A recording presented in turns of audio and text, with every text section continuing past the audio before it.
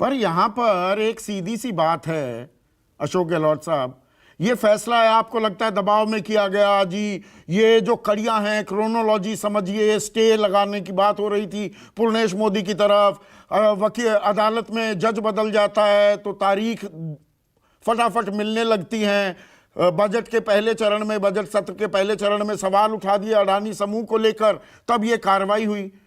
तो भाई ऊपरी अदालतें भी तो हैं, क्या आपको न्यायिक व्यवस्था में भरोसा नहीं है? आप अपील कीजिए, अपील का पता नहीं लग रहा। 8 दिन हो गए वो फैसला आए हुए, 166 पन्नों का, आपकी भारी भरकम फौज जो है वकीलों की और धुरंधर है, वो अभी तक तर्जुमा नहीं कर पाए गुजराती से अंग्रेजी में।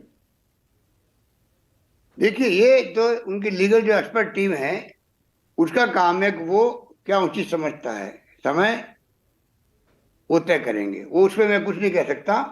ये उनकी अप्रोच क्या, वो लीगल एक्सपर्ट टीम है, वही बता सकती है आपको। मेरा मानना ये है कि जिस प्रकार से राहुल गांधी जी ने कहा, मैं देश की आवाज बन करके, चाहे मुझे हाउस में रखो या नहीं रखो, परमानेंट निकाल दो, मैं परवाह नहीं करूंगा, मैं चिंता नहीं करता हूं। मैं पूछता रहूंगा मोदी जी को, किस प्रकार से जो आपको 20,000 करोड़ रुपए का जो आरोप लगाया गया है, ये पैसा किसका था? और खुले रूप में उन्होंने एजेंडा दिया देश को। मैं देश की आवाज बन के बोलता रहूंगा। और रिश्ता क्या प्रधानमंत्री पता नहीं करे। मैं आपके माध्यम से प्रधानमंत्री मोदी जी को पूछना चाहूंगा कि आप मुख्यमंत्री रहे 3 बार, मुझे बताइए कि आज तक इतिहास में, पता नहीं उनकी अप्रोच क्या रही गुजरात में, मुझे नहीं मालूम, पर आज तक जो विपक्ष के लोग आरोप लगाते हैं तो हमारे कांग्रेस राज में तो लोग क्या कहेंगे, क्योंकि लोग माई बाप होते हैं डेमोक्रेसी के अंदर। मुख्यमंत्री हमारे वो विलासा देशमुख, उनका इस्तीफा, वे लोग क्या कहेंगे? अशोक चौहान का इस्तीफा, लोग क्या कहेंगे? रेल मंत्री पवन बंसल का इस्तीफा, रेल मंत्री का, लोग क्या कहेंगे? अश्विनी शर्मा जी का इस्तीफा, लोग क्या कहेंगे कानून मंत्री का? ये तो है अप्रोच डेमोक्रेसी की। और मोदी जी के राज में ना तो वो मीडिया से मिलते हैं, ना वो इस प्रकार की सोच सकते हैं, ना आज तक किसी का इस्तीफा लिया। कितने आरोप लगा दो, उनको चिंता नहीं लगी रहती है। ये डेमोक्रेसी है देश के अंदर। आज देश की दिशा में जा रहा है, कोई नहीं जानता। आप प्रजातंत्र की लगातार दुहाई दे रहे हैं, कोई नहीं जानता है।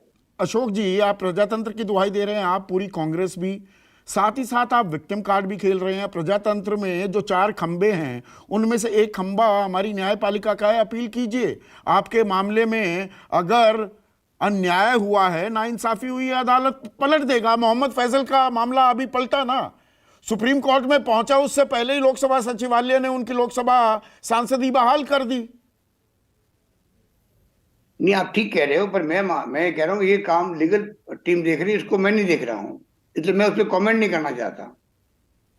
पर साथ ही साथ ये अडानी समूह की, अडानी मामले में जेपीसी हो, अब सुप्रीम कोर्ट की 6 सदस्यीय एक समिति है, और अडानी की जब बात आती है तो आजकल बीजेपी के नेता, तमाम जो प्रवक्ता भी आते हैं, सबसे पहले वो सवाल, वो वार आप पर करते हैं कि अरे भाई अशोक गहलोत से तो पूछो, वो अडानी जी के साथ उनके इतने अच्छे रिश्ते, अडानी समूह ने कितना पैसा लगा दिया है राजस्थान में, अगर अडानी इतने बड़े चोर हैं, इतने बड़ा घपला हुआ है, तो अशोक गहलोत उनके लिए लाल कालीन क्यों बिछाते हैं?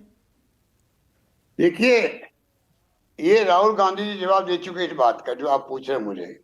जब वो आए थे यहाँ पर, इन्वेस्ट राजस्थान की मीट हुई थी राजस्थान में, वो मीट कई राज्यों में होती है, सब इंडस्ट्रीज जाते हैं, वो आए और 60,000 करोड़ के इन्वेस्टमेंट की एमओयू साइन हुए। तब भी आप जो बोल रहे हैं, उस ढंग से मीडिया वालों ने इस बात को उछाला था।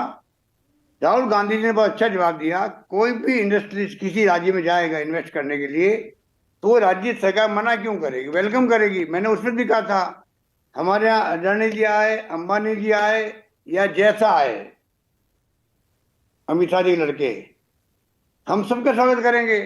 इन्वेस्टमेंट आएगा, रोजगार मिलेगा, हमारे यहाँ रेवेन्यू बढ़ेगी, इसमें क्या दिक्कत होती है? उसको लेके आप विरोधाभास है ना। फिर जब आप विचारधारा की, भ्रष्टाचार के खिलाफ लड़ाई, इंसाफ की दुहाई जब आप देते हैं, एक तरफ आप कह रहे हैं महाघोटाला हुआ, 609वें नंबर का अमीर आदमी अगर कोई शख्स था 2014 में, दूसरे नंबर का सबसे अमीर आदमी हो जाता है। क्रोनी कैपिटलिज्म की आप बात करते हैं कि प्रधानमंत्री जहां जाते हैं, वो श्रीलंका हो, बांग्लादेश हो, ऑस्ट्रेलिया हो, इजराइल, अडानी को वहां से कुछ ना कुछ फायदा होता है, लोन मिल जाता है, प्लांट मिल जाते हैं, रक्षा के क्षेत्र में वो घुस जाते हैं, वहां इतने गंभीर आरोप, फिर आप कहते हैं कोई पैसे लगाएगा। तो मतलब जिस आदमी पर गंभीर आरोप आप ही की पार्टी लगा रही है, वो आपके राज्य में पैसा लगा दे तो आपको वो कबूल है?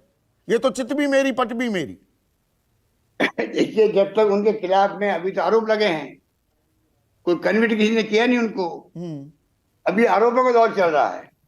और अभी तो हमारे जो इन्वेस्टमेंट एमओयू थे वो भी अटक गए। अभी तो इस माहौल के अंदर हमें चिंता लगी हुई कि इन्वेस्टमेंट आएगा तो ही रोजगार मिलेगा, तो ही मैं समझता हूँ कि रेवेन्यू बढ़ती है राज्यों की। अब अगर मान लो बीजेपी गवर्नमेंट ने गौतम अडानी जी के साथ में स्टेट गवर्नमेंट को पार्टनर बना के अगर मान लो जॉइंट वेंचर किया हो, कोल ब्लॉक जो मिले भारत सरकार से राज्य सरकार को, उसके एक्सकेवेशन का काम उन्होंने दिया हो, तो हमें तो उनका कोल लेना पड़ेगा, तभी तो यहाँ बिजली पैदा होगी राजस्थान के अंदर। तो क्या मैं अगर उनके आरोप लगे हैं और उनके कोल लेना बंद कर दूं मैं यहाँ पर?